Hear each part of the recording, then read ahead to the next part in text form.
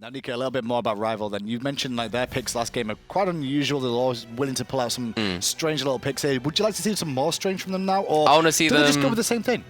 I want to see them close it out. I think there's no reason to risk it. You know, just win the game. Like, there's no reason to pull out a pick that like you don't have full confidence in and potentially lose. So maybe like a similar draft would be fine. Nothing too spicy. And on top of that, Taco, I mean, we saw, like Nika was mentioning about Elevate's draft was a little bit inconsistent. Echo Culkin's a bit wild. The Ares pick was kind of forced in there as well. We're expecting different picks from them. I'd imagine Elevate's probably going to tone it back a little bit. They don't want to try and go as, I wouldn't call it reckless, but the risk versus reward aspect certainly came into play for Elevate, and it just did not pay off this time around. They needed to fall back to what they know, what they're comfortable on, what we saw them play already. Well, Rival are 2 games away right now from moving on to face Enix in the next round of the Gauntlet. Rival, though, only need this 1 game, so with the Bracken ban off the table, it's over to Rival again. Do we expect... What went with Skadi that game, actually? Let's be honest, because we've always been talking about Skadi all weekend, Nika, and Jermain did nothing on it. I mean, when Susano shows up to your lane 3, I know there's not much you can do about it. And that's kind of what you want to do as a jungler against the Skadi, Yeah, you want to shut the Skadi down as quick as you can, and I think gods like Susano are probably the best. You just lock them down in the ultimate and they're just dead guaranteed. Well, Khepri's been banned out here by Rival. A lot of focus on this Khepri from Europe today. I personally don't think it's as good as people are valuing, but I lost every game, so... Do you know what? I was thinking about firing a shot. I'm like, no, you've been hitting up today. I was about to say, you don't know what you're talking about. You know, you've lost every game yourself, but you did it yourself, so I was going to be nice enough. Bracken, still the ban from Elevate. They're waiting for the second one to come through here. Taco, what are we expecting? Picks and bans are typically different when you compare the 2 flavors of NA and EU. Khepri doesn't really surprise me too much because in a LAN environment, I think the God becomes a lot more viable, considering that things can be a little bit more hectic. You have LAN jitters involved. You just have timing to be concerned about, and while it's also easier to avoid executing the Khepri, at the same time it can also be a lot easier for the Khepri player to pull that ultimate out. Well, first change we're going to see in the picks and bans this time around is Elevate will take away the Susano.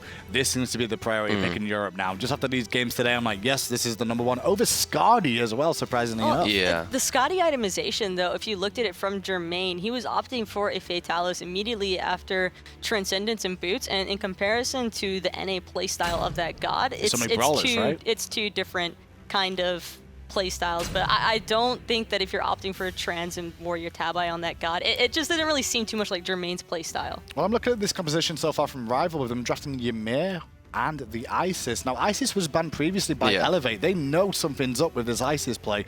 Why is Isis coming out here, Nika? I just think that the ultimate's still ridiculous. It's potentially the best ult in the game just because of how much it can give to you, you know. Healing, ridiculous burst damage, objective secure, protection, peel for your own team. Like, if it works off, it's a really good pick. But again, it's super risky.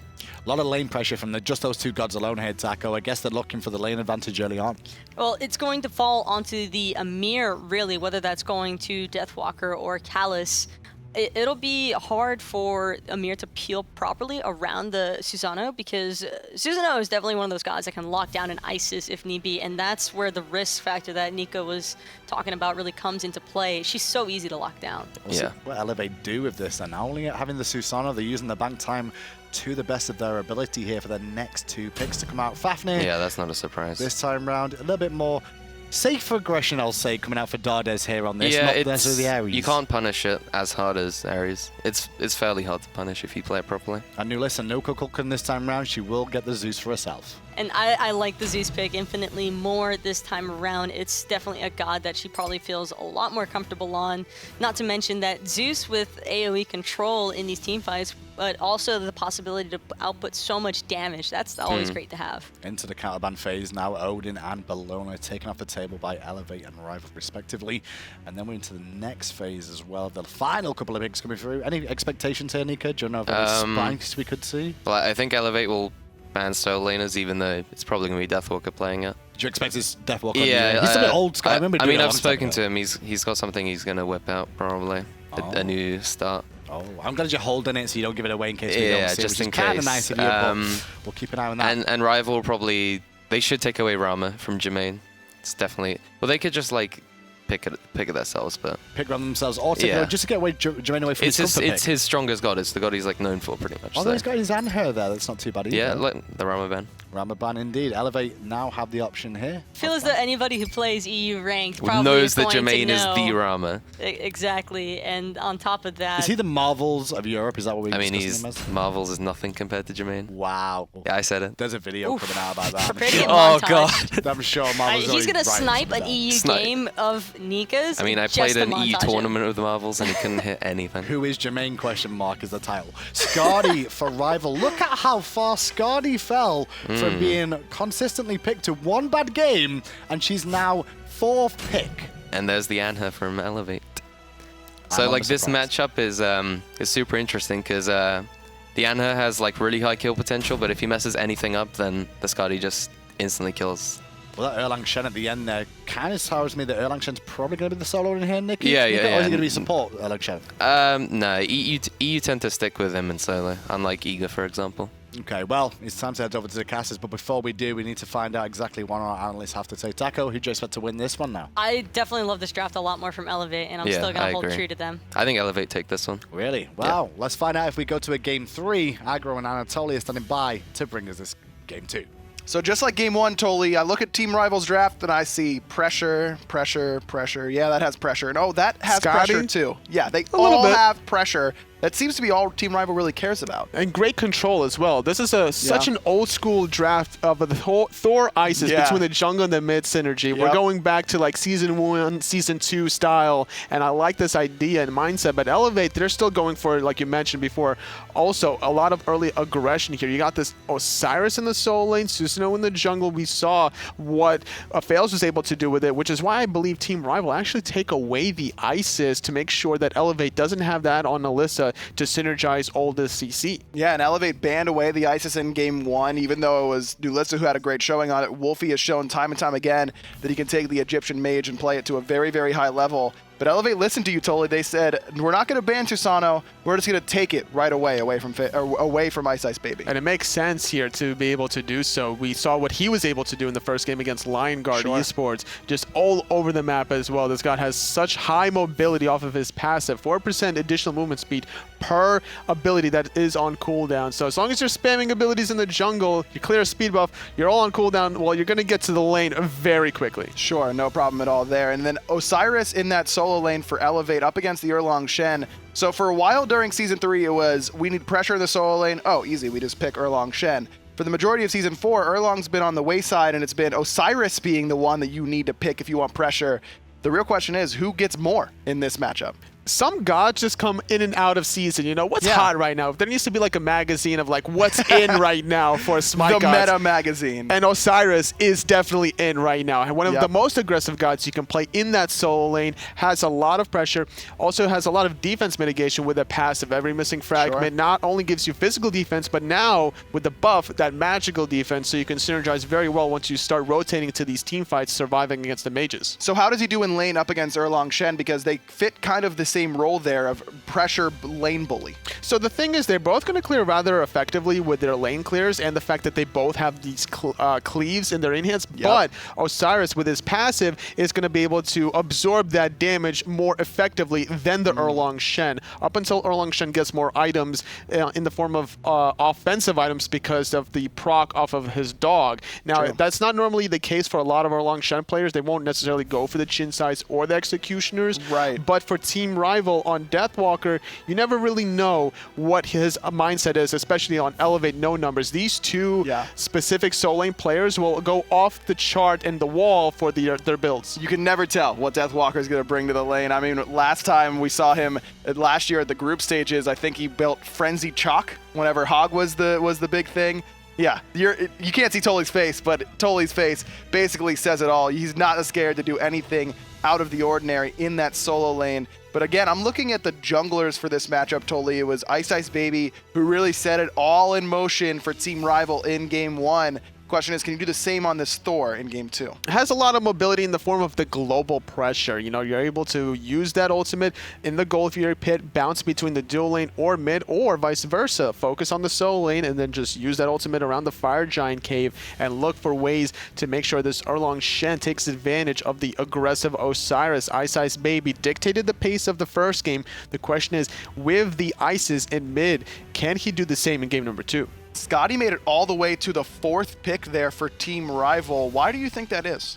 Surprisingly enough, Skadi's been highly prioritized by a lot of teams, but in this game specifically, we haven't seen the same exact style. It seems to me like they wanted to prioritize their 3v3 for both teams. You know, you have the Ymir, Isis, and Thor on Rival, Susano, Fafnir, and Zeus on the other.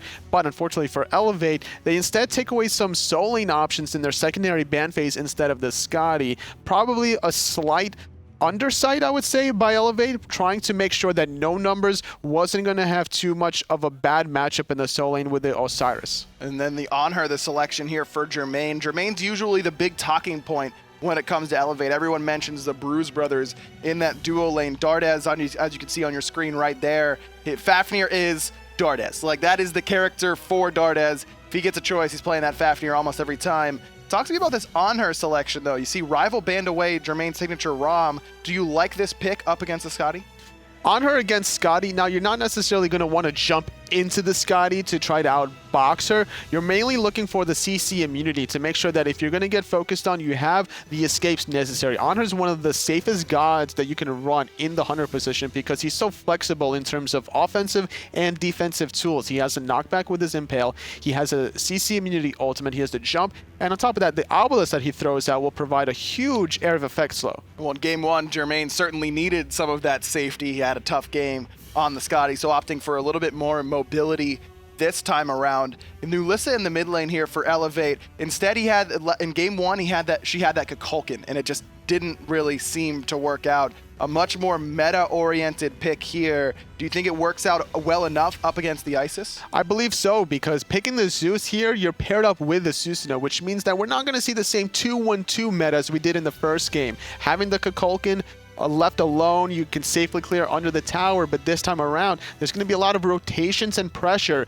between both Faeles and Nulisa just holding hands through the jungle. We're almost done here on Saturday. After this set, we only have one more to go, and the teams that are watching this last matchup have a lot of information to go off of just based on the picks and bans, I would say, Toli. No other team is really picking or banning Isis outside of these two, and you know if you face either one of these moving on, if you're either Enix later today or Energy on Sunday, you know that Isis is going to be a priority pick. But maybe bigger than that is the fact that Chang'e is not. Both of these teams, both times so far, have neither banned nor picked the mage. You know, just because one team does it in North America and it creates a little bit of a wildfire in the forest doesn't mean it spreads all the way to different regions. You know, Rival and Elevate, neither of them prioritizing this Chang'e pick doesn't necessarily surprise me, considering that both of these two teams have a different style and mindset as to how they want to approach the early game. Chang'e is one of these gods that doesn't necessarily have the best presence in the early game. You know, you can really take advantage of her before level 5, before her heal gets online, and both of these teams wants to play aggressive from the start. The early game has definitely been the focus for these two. I think that's a great point. Chang'e just wouldn't fit in their sort of mentality. Up against Lion Guard Elevate, they went with the Isis, they went with the Susano. It was all early game all the time, and they just took that lead and ran with it. Rival had a similar strategy in game 1 up against Elevate, but it was really more about focusing down that solo lane. So if you're no numbers and you just got focused really, really hard in game 1, do you play this lane any differently, even with a different style of god? Well, Erlang Shen is one of these gods that's difficult to lock down. Osiris and Susano trying to lock down an Erlang Shen that has a knock-up on the turtle that also provides you the health bubble shield. Not only that, using the ultimate will taunt you for about a second or so to prevent you from using abilities, and then after 4 seconds to give you that health bubble to retaliate a lot of the damage that you just already dealt. Apologies for the delay, guys. We're almost ready to get into game here. We're waiting for game number 2 between Elevate and Team Rival. You mentioned it during the draft, Toli, this Isis-Thor combination, Season 1, Season 2, throwbacks, that sort of time period. Why did this sort of high-pressure, high-CC composition fall off? it didn't necessarily fall off. It was a lot of experimentations with the other picks necessarily. You don't always want to run the same exact god every single game, because I would be thinking to myself, just cracking me in the brain right now, fam.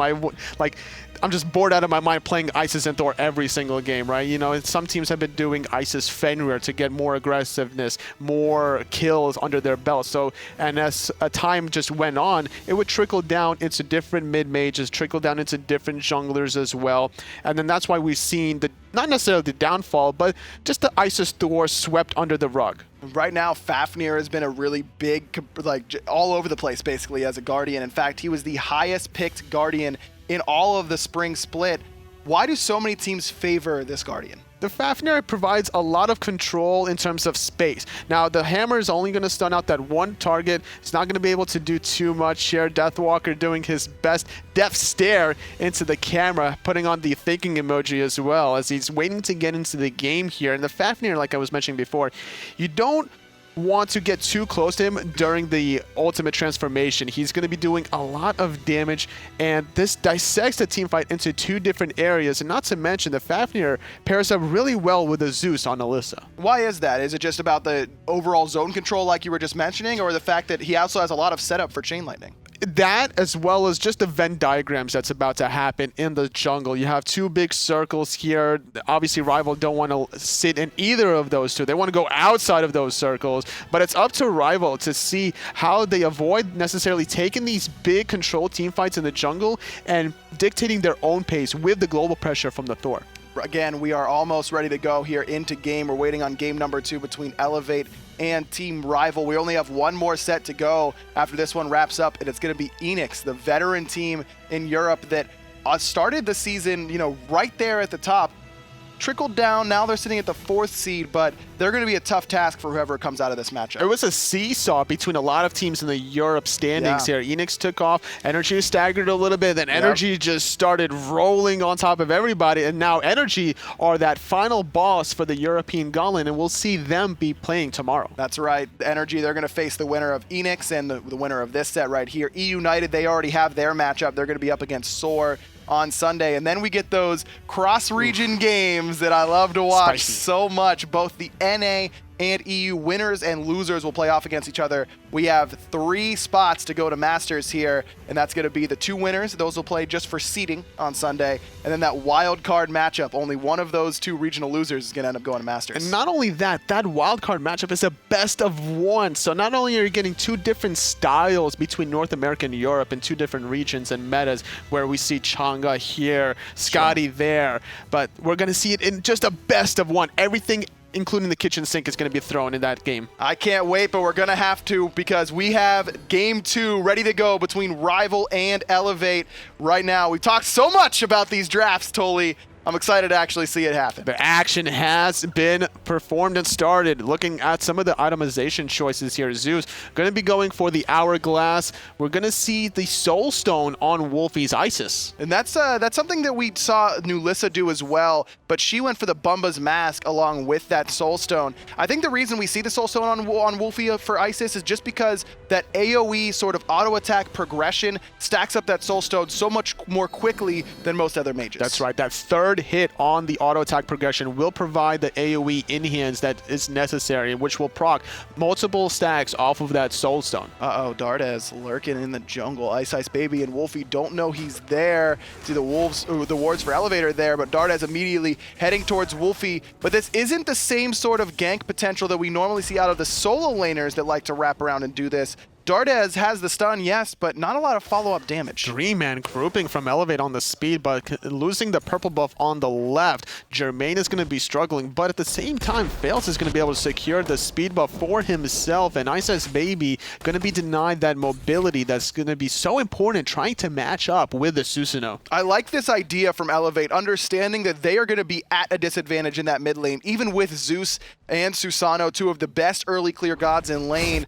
Isis Thor is almost unmatched in terms of early fighting ability and early clear, so they bring Dardez in and bring the numbers in their favor. It makes sense because Dardez can stun out Wlfy during the wing guts, not able to really effectively clear, getting the pressure under the mid tower. They were able to transition into that speed buff area. Susano, now having the speed buff, has the opportunity and luxury to get his own speed buff later on, and once this resets here, he could even stagger the speed buff long enough if he wanted to be able to have the buff still available upon the respawn of Rival's buff. Love this idea from iceicebaby and Wlfy. Ice goes into the enemy jungle and seals away the back camps. Remember, in Season 4, those back camps are worth quite a bit, while Wlfy pulls those oracles and gets ready for the dual lane to come over and help share them. iceicebaby has the mobility to get away if something goes wrong on those back camps.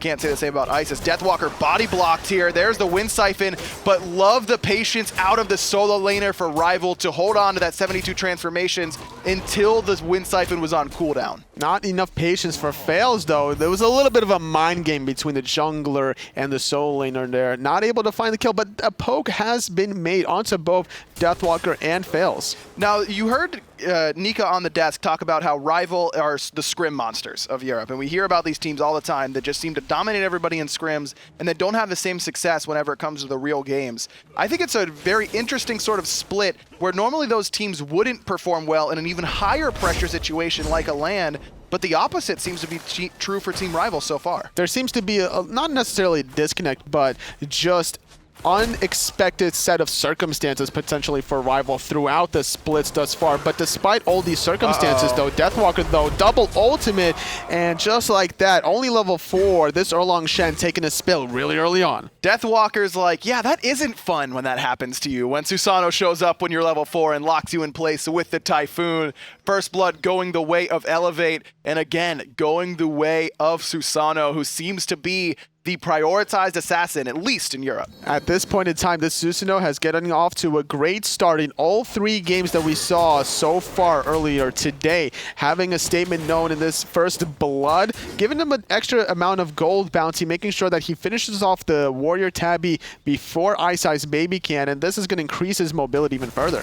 Vote and Jermain still playing pretty safe, which is kind of surprising because both of these hunters are the ones that love to box. They love to fight in any sort of scenario, and I think we could see some definite 1v1s. We didn't see them in game 1, but Jermain was basically behind from the get-go. But at this point, I'm not surprised as to why Vote doesn't go for boxing potential, considering Callus is playing Ymir, Wlfy's playing Isis, and these two ultimates combined can easily shred the Gold Fury, which is why we see Jermain peeking his head around the corner in case that objective was started by Rival. And iceicebaby has that Anvil of Dawn, which can act as a sort of up there ward, just seeing exactly what's going on in case Elevate aren't ready to go to defend that Gold Fury. 4 minutes in, Elevate, they've got the only kill on the board thanks to Faeles and No Numbers combining to knock down Deathwalker early on the right-hand side. We see iceicebaby with his own speed buff. There was no invade from Elevate this time around as the buff has respawned instead, looking to farm the other sides of the map. Vote with a 1-level lead thus far in this Hunter matchup, able to get Warrior the second tier of his tabby, making sure that he has that slight advantage over his Anhur opposition. And again, that goes back to the buff invades that Elevate got on that left-hand side, but that lead that Vote has, you can say basically the same for No Numbers on the right-hand side because Elevate has been prioritizing those buffs. Elevate do not get the same amount of pressure that Rival had in game 1 in the enemy jungle. Ice is able to secure his own speed, Deathwalker his own blue. No real invades on the first respawn, at least on the right-hand side. Callus doing a little bit of poke onto Dardez. Wlfy gonna get stunned out. Surprised to see no follow-up from Wlfy after the freeze from Callus. Obviously, Spirit Ball, as the further the Spirit Ball travels, the more damage you're going to be doing, so you have plenty of time to take advantage of the long CC from the Ymir. Well, you talked about it, Tolian, and Rival's trying to do it. Gold Fury started up. It's Collier tagging it, Faeles, knows what's going on. Circle of Protection is down, and it will secure the Gold Fury, but a big Typhoon is waiting for them as soon as they finish it. Vote's gonna fall to Nulisa. Kalas knows he's toast and is just trying to buy some time. Nulisa with the double kill. Rival get the Gold Fury, but Ice is going in. He tried to find the kill onto Faeles, but slightly off the mark. Now forced into the purification beads. The rotation from No Numbers. All 5 members from Elevate are here, taking advantage of the 2 picks and no ultimate onto iceicebaby. This tier 1 mid tower just melted. Deathwalker does show up. Tier 1 tower still alive. Faeles, pulls him in. There's the taunt coming out of Deathwalker, but he's not going to be able to heal thanks to the Lord of the Afterlife. Nulisa puts her 3rd kill up on the board early on here. Elevate, what they may be lacking in the objective department, they're certainly taking in the kills. They're not done yet, though. Deathwalker sacrificing himself for the greater good. Still holding on to that tier 1 mid tower, denying that 500 gold that would have went to Elevate's pocket and would have allowed Elevate to have a little bit more map pressure. That gives more of a safety net for Rival to back up under that tier 1 tower if things go south in certain team fights. That's one part of the matchup between Osiris and Erlang Shen we didn't really get to touch on, and that's that the Lord of the Afterlife can shut down that burst heal from the Erlang Shen ultimate. Even if Deathwalker pops it pretty early on, there won't be any heal coming in after Osiris lands that ult. I'm really excited to see this matchup in particular, Tolly, just because, like I said, Season 3 was all Erlang if you wanted a pressure solo laner. Season 4, it's all Osiris if you want a pressure solo laner. Now let's see who the real pressure solo laner is. Well, as long as you don't get too far behind, both of these gods can make a true statement rotating into the team fights in the mid to late game. Despite having 2 deaths thus far, still the same level as No Numbers. Kalas locked in place. There's the Typhoon. Stun from Wlfy's not going to hit. Kalas uses the Shards of Ice to give him the CC immunity, but it doesn't save his life. Nulisa with 4 early on in this game, certainly having more success on the Zeus than she had on the Kukulkan. It seems that the Ymir is just getting the shorter end of the stick here, no matter who's playing it, whether or not it was No Numbers in the last game or Kalas this time around. Because of how immobile this Guardian is, it's basically a sitting duck. The Zeus damage is just going to be confirmed every single time in that Lightning Storm. And this is the dream if you're playing Zeus in the mid lane. 2 levels up now for Nulisa, and just no worries whatsoever about the pressure that Wlfy can put out. Faeles dashes into the tower, doesn't use the purification beads because he doesn't have them, and he dies. iceicebaby gets one of the easier kills he's ever gotten. Did not expect to get stunned out. There was Faeles, but trying to find more pressure is Kalas. Wlfy having to play extra cautiously considering how low he is. Going to take a trip back to the base, and that tier 1 mid tower is still very low. Uh-oh, Jermain in a bad spot. There's the root out of Vote and the ultimate. Anvil of Dawn waiting for Jermain, who uses the Desert Fury to give him the CC immunity, but he's locked in place thanks to the Tectonic Rift, and that allows Vote to clean him up no problem whatsoever. Jermain falls yet again. iceicebaby, despite not having the Susano compared to the last game, still making the plays happen on the Thor, denying the aggressiveness of Faeles under the tier 1 mid tower, instantly rotating to the dual lane, taking advantage of Jermain, poking his head around the corner where he shouldn't have been, saying that this is not your neighborhood, buddy. Despite being one of the safer hunters, as you mentioned, when you're that far up against a Thor, it's going to be difficult to get away, and Jermain not quite able to do so. Rival right there with Elevate, despite being down 3 kills, 5-2. Their farm game has been pretty solid thus far. Absolutely, just taking advantage of the tower pressure that they had on Rival, was able to get that goal here, which is still keeping them in the game, despite the experience slightly not in their, or actually it is in their favor, about 675, not too much to write home about, but it's still a little bit to make sure they're staying relevant. Again, it's Rival seems to be focusing this left-hand side early on, invading there early, making sure Vote can get an early kill. Whereas Elevate, they're on the right-hand side. No Numbers has a 1-level lead, but Vote, he's got a 2-level lead on that left-hand side. No Numbers getting stunned out by Wlfy from a distance, but not too much damage on this level 10 Isis, despite all the penetration that she's been built into.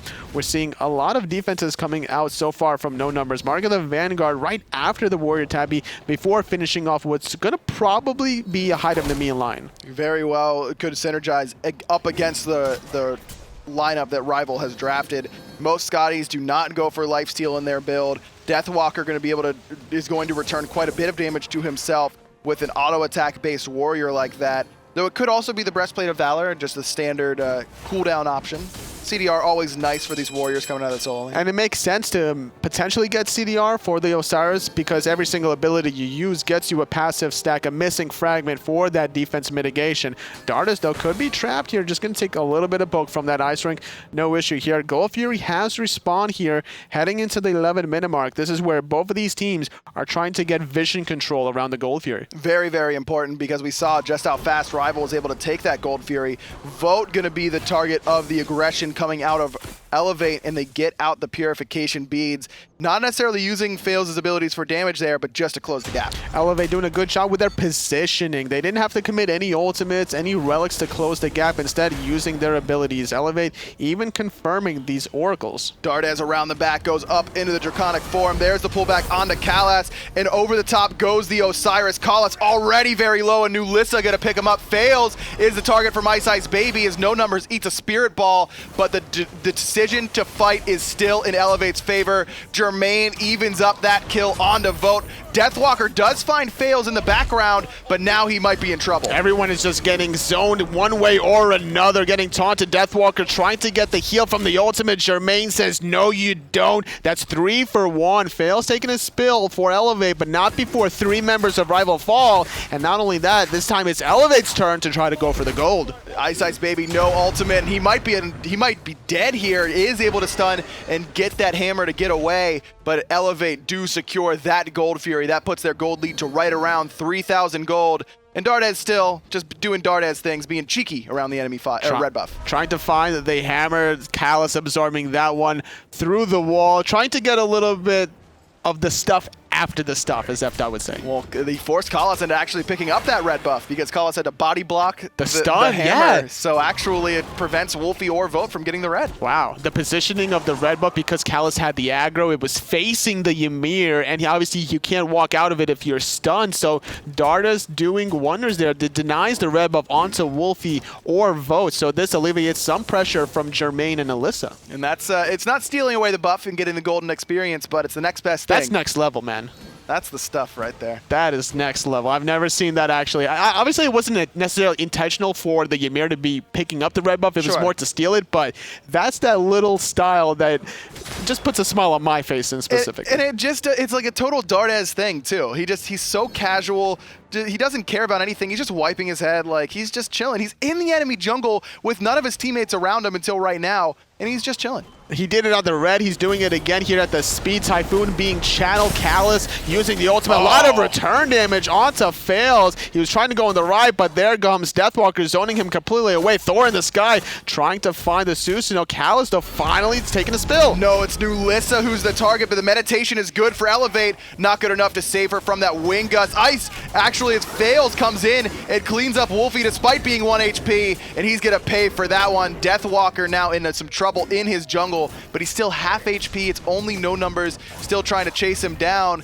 Thinking about it, but decides against it just in case. Dardez not able to connect with that hammer, and I like that mindset from No Numbers, committing onto Deathwalker, considering he already used a turtle form to be able to try to escape, just to confirm the kill onto Faeles, which stuck around a little bit too long. He was sitting at about 10 to 25% health after the beginning of that engagement, stuck behind the tier 2 tower. Didn't really matter though, it was a 2 for 1 in the favor of Rival. And I believe it was 2 for 2. Oh, Kalas fell as well, the early target there for Elevate. And that always seems to be the target against Team Rival. Kalas likes to play these immobile Guardians, and a lot of teams seem to really focus him down in these matchups. It doesn't surprise me because Ymir is a very easy target. We saw No Numbers just getting completely manhandled. iceicebaby, they're rotating in the soul lane onto No Numbers. The passive is not available for No Numbers, so he can't walk through that wall. And there's that mystical mail of Deathwalker, gets it again. Sprint popped by Deathwalker. He really wants this kill on the No Numbers, but that hammer from Dardez stops him in his tracks. Sprint there for Deathwalker. Why do you think he picks this up? It's been a long time since we've seen Sprint in Season 4. It doesn't have the same kind of style that it has in Season 3 for the rest of your teammates. It does cleanse the slows, but you still could get slowed after the application of it, and there's a lot of opportunity for slows onto No Numbers. It's more of a probably disengage just to make sure you get out of any circular protections. And again, remember, once upgraded, it does give your entire team the Faeles effect. Could be very effective for Deathwalker himself, as well as Vote on the Skadi.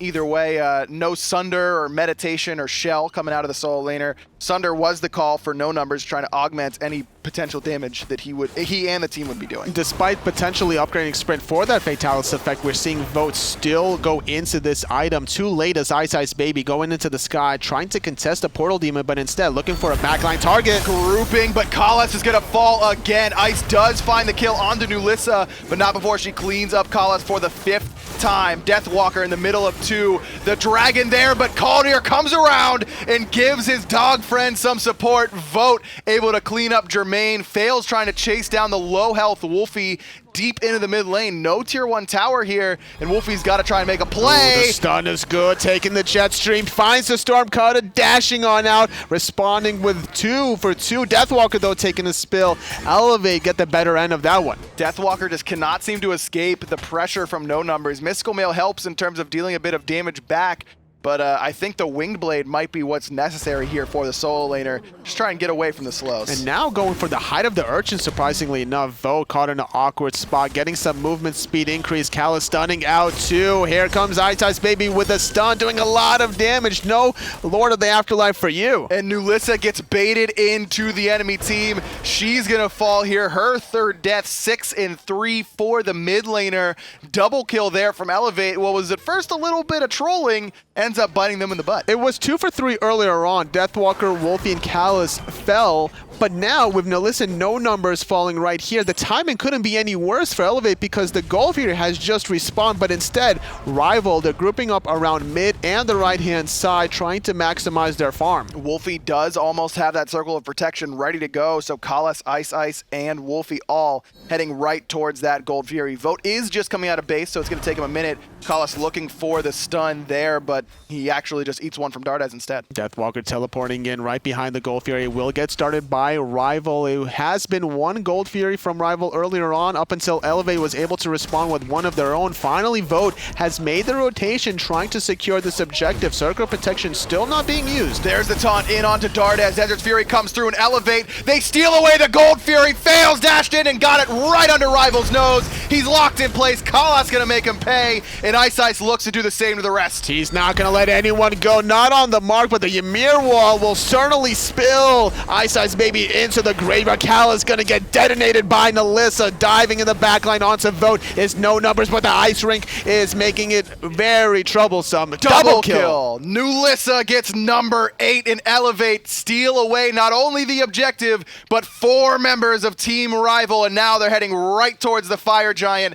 That turnaround impale onto the Ymir wall from Jermain shows you why so many consider him one of, if not the best hunter in Europe. Not very common for a Ymir wall that's on the enemy team to benefit you, but that's exactly what happened for Jermain, and he's thanking his lucky stars that he was able to get that stun onto the Thor, because that was going to be certainly a kill there onto this Anhur player. But either way, Elevate snowballing this game despite how poorly they played the last game. Their mindset has just turned completely. 6,000 gold in the lead for the Elevate squad. They're up 17-10 in kills. We're 19 minutes in, and Faeles just kept this game in Elevate's favor by stealing away that Gold Fury despite the circle of protection from Wlfy.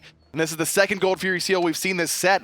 Game number 1, Kalas did it on the Fafnir. So despite picking off no numbers in Nulisa earlier on around that speed buff area, we saw Vote rotate towards the soul lane just to push out that wave instead of rotating instantly towards that Gold Fury. Because of that disconnect, it took so long to rotate from the fountain back to the Gold Fury. This allowed to allow Elevate to get back in position to contest this Gold Fury, sneaking that one away. Plus the posturing from Rival was, we're going to burst the Gold Fury. There was no zoning. Deathwalker himself was autoing down the objective. And then when everyone came in, then it was like they were trying to fight. And you usually, if you're going to be fighting, you need someone to set that wall and zone them away. And it's one of those tilt responses, though. Faeles caught in a bad geometry spot between the 2 different walls. Typhoon not gonna matter here, taking his life away. But the tier 2 tower does fall. Deathwalker and iceicebaby thought about continuing the aggression, but instead they allow Vote to try and push down this left-hand side. Teleport in from no numbers, denies Vote and the rest of Team Rival that 1,500 gold. The rest of Elevate on the right-hand side, the remaining 3 members, thinking about continuing to push. Comfortable lead, 7,000 gold, 20 minutes with Fire Giant for another 2 minutes. Elevate having the advantage, about 3,500 gold between those 3 towers remaining for Rival. Elevate can certainly start grouping up here. Deathwalker on that right side realizes he might be in some trouble due to a rotation and begins his back. Nulisa not going to be able to stop it. That Aegis Assault Shield just a little bit too slow when you throw it. The cast animation a little bit delayed, and that's for good reason. Obviously, you don't want it too quickly to be able to be paired up with that chain lightning. It synergizes very well. Zeus needs a buff, dude. Oh, do we? Yeah. You think so? Yeah, that's like my only character. We need to buff him so that I can actually win in ranked. Portal Demon goes down to Elevate. They're now up about 8,000 gold. No numbers, pops right out, ready to fight, and I don't blame him. Fire Giant only on Elevate for about another minute and a half. Frostbound Hammer and 2 Sunders here. Elevate, looking to play very aggressive. Now, neither of these Sunders are upgraded, and that's the difference of about 15% damage amplification. And that's something that's definitely worth investing heading into the 21-minute mark with still the Fire Giant buff on your waist. Tier 2 tower, that's the focus for Elevate. There's a teleported from Deathwalker. Up into the sky goes iceicebaby, looking for the right target. Jermain is the call immediately with the purification beads and the Desert's Fury. Typhoon coming through, knocks up Kalas, but the Circle of Protection is going to try and heal him up. Not enough, though. Nulisa claims another life. Everybody healthy on the side of Elevate. Tier 2 still being aggressive. Deathwalker pulled back in. Spirit Ball onto Faeles. Not enough to save her solo laner, though, so that's going to be Tier 2 demolished by Elevate. They're not done yet. Their sights are on this middle Phoenix. 5 members still fairly healthy. Dardez goes jumping in. Stun onto Vote, who's falling low very quickly. There's a double tap, but it doesn't hit Faeles, who teleports to his jet stream. Middle Phoenix falls, and all 5 members of Elevate get to walk back and strip this left side jungle for Team Rival. Oh, just 2 more towers remain before they can go for this left side Phoenix. Elevate with a 10,000 gold lead. After they get these 2 towers, we'll sit at about 12,000 or so. Wlfy is going to respawn in about 10 seconds. Rival, despite winning the last game so convincingly, things are not looking too good for them in game number 2. And this game was pretty close, Tolly, until right around that 19-minute mark you can see on the graphs. That's when the Gold Fury engagement happened, where Rival was trying to do it. Not only do Elevate take the fight, but they steal away the Gold Fury as well. And that was one of these tilt decisions being made by Rival. Like, man, we did the Gold Fury, they snuck it away from us. All right, we killed 1 member, we killed Faeles. Let's see what happens. We got a 5-on-4. Let's just chase him down. And they certainly lost a lot of pressure and a lot of gold because of that. And that's always been what Rival's own self-diagnosed problem is the communication and just what the team wants to do as a whole, the macro game, if you will, and clearly still playing them a little bit down. 12,000 gold right now to Elevate. It's just a game of seconds, and Vote took too long to get to that important Gold Fury, and the cyclical effects here to their downfall. Nice little stun from Dardez trying to protect his Sentry Ward, but no one else really around the corner to benefit with this Guardian little dwarf. Fire Giant has respawned. Dardez still doing a good job positioning himself to spot out any members from Rival around this corner. Faeles has the Magai's Blessing ready to go in case of any CC. iceicebaby up into the sky, but Elevate already got the objective. Nothing home whenever he lands down. Stun on Jermain, and he's falling very, very low. There's a Circle of Protection as well, but Jermain jumps out of it, turns around and hits Wlfy in the face, knocking him down. Faeles cleans up Ice as well. Kalas on the run, but the 2-man win siphon set up Jermain for the triple kill. The Hunter for Elevate leading his team to another victory. And this is why the Anhur was drafted, for this Hunter player out of Elevate. He wants to play aggressive when the time is right. We didn't see the aggression out of him in the laning phase, but during these team fights, he's been making a statement, even laughing his way down the Titan room. Elevate takes game number 2 in as convincing of a fashion as Rival took game 1.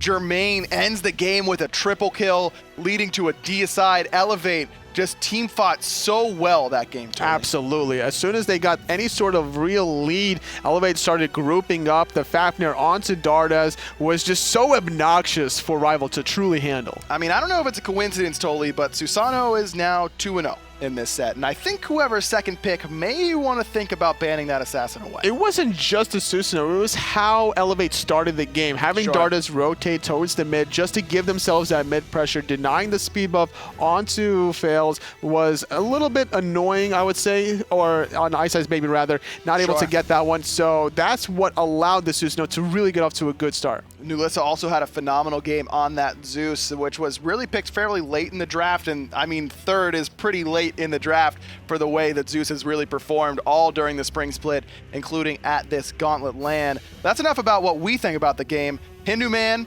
take it away. Thanks so much, Aggro, yes, Nika, and Taco joining me. You guys both predicted Elevate would win that game there, and you both right. Yep, I think it was just the draft. They went back to what they're good at. Susano, Fafnir, Zeus, Finalizing, which has been strong all split, so I think they'll keep it up for game 3. We're talking about the Susano a little bit more there. The start of the game was the Susano show once again. Again, Susano just seems like such a dominant pick right now in EU especially. And the control and pressure as well as the damage combination, everything all together just really makes him top of the line. He's a very quick god mobility-wise, and online he's very strong, but for some reason LAN seems to be shining a little bit more all of a sudden. Is that just because of the fact that it's the lower ping is allowing them to do a little bit more? I think recently, like at LAN, we've seen him play so well because he's against Guardians a lot. And level 5, you can just lock down a Guardian and kill him for free, which is what we've seen from Icice as well as Faeles today. Well, both of the junglers have done well on that, but Nulisa in the mid lane on the Zeus, more importantly, had a fantastic set there as well.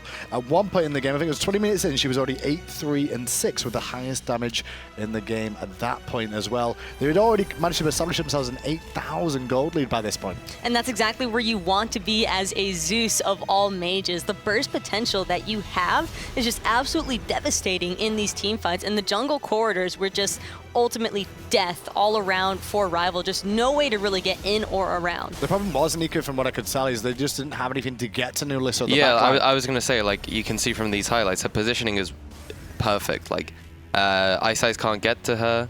She's able to output all her damage perfectly. Like, look at the positioning of these ultimates are perfect. Like 2-3 man, like every single time. And the walls, like the walls, the walls from Ymir were actually working against Rival in the majority of these situations. Times.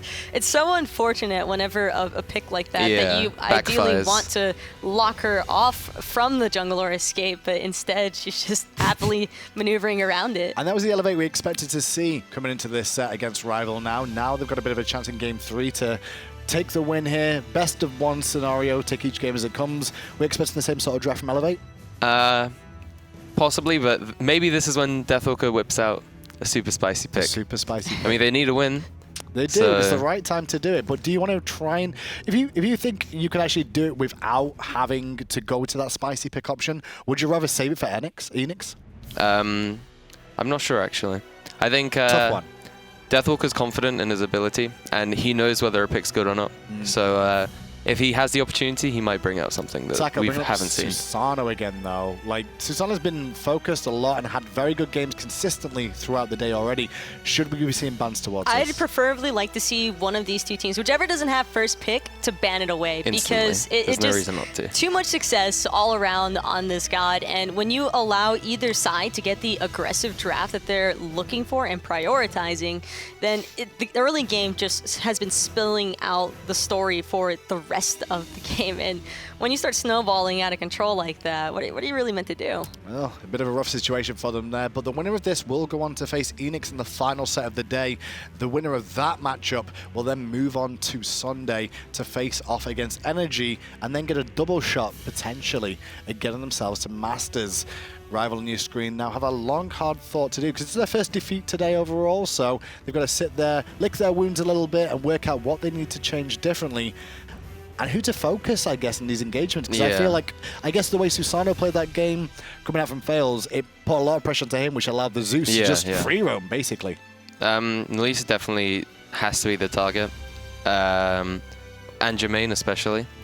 The game they won, Jermain was shut down completely. They didn't let Nulisa do what she was able to do this game, and it was a stomp. You know, they didn't have a chance, but The way they played the second game was perfect. As long as Jermain and Nulisa are given the opportunity to free cast in that backline, they'll happily take it every single time. And Jermain, I mean, I can't even say backline when it comes to him because he's one of those guys that just loves jumping forward anyway. Well, on your screen right now is Rival. That's on the right-hand side is Deathwalker, the one that Nikase may have some spice today. We'll find out as this one goes on. Nulisa conferring with Faeles and their coach there about what they want to do for this one as well. And good old Coop in the back making sure he sends out those quick text messages to everybody. I'm not sure that spice will come out though, Nika, until... I mean, in this kind of scenario, I guess putting it all out on the line is what you'd want to do, but... There's always a risk. It's a lot of a risk. Yeah, and I think if he's comfortable on the spicy pick, and his team believes that it will work, then I reckon he'll do it. So many people at home are probably just like, what? Yeah, they won't know since they don't scream. I'll be honest, I've been around long enough to hear the words from pros of spicy pick and then see it's nothing. And get very disappointed. This better be something absolutely out there. It better be Goobis solo or like people who know Deathwalker support, something like that, you know? It's out there. It's pretty wild. I will give it to EU. They love unconventional, and this is basically their cup of tea. Well, like we said, Enix is up next, and one person that will, whichever solo laner is in to the next round, has to face off against Zayli, and that man himself, Zayli, is not scared of pulling out some spice. He's one of the ones in Europe that have done it a long time over in solo. They're taking a long time to set up here for the picks and bans, and I can understand why. It's a very precious situation here, Taco. This is a very big game. It's like two different kinds of spice, though, when you think about it. It's like paprika to habaneros. You know, it's like one or the other. Cool. And it's just Deathwalkers it's up there. You'd been saving that for it. You thought of it and you just wanted to say it, didn't you? You wanted to talk about paprika and habaneros for some reason. I mean, ingredients are nice. Well.